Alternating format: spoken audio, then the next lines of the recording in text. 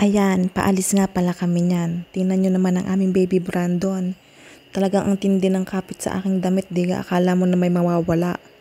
Ayan, kasama namin ang daddy. Bibili lang po muna kami ng tinapay.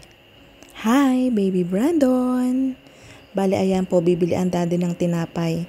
Sabi ko kasi nagka-crave ako ng tasty at saka ang palaman ay peanut butter.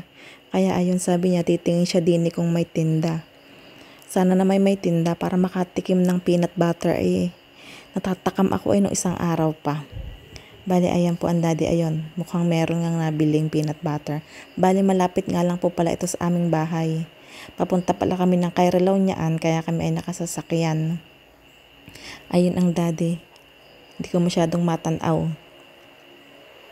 Ayan, maraming paninda din eh, kaya mamimili kayo kung anong gusto nyong paninda. Mukhang nagbabayad na ang daddy doon sa counter, ayun. Lagi namang magasarap ang kanilang gardeniang tinapay din eh, kaya okay lang at malapit-lapit ang bilihan ng tinapay.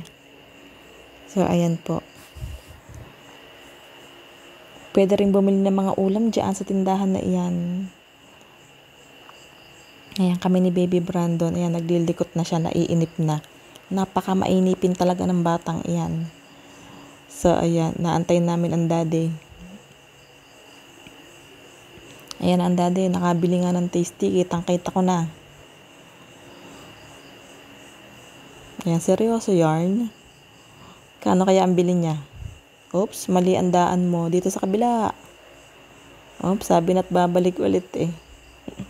Daddy talaga. Thank you. Thank you po. Bye.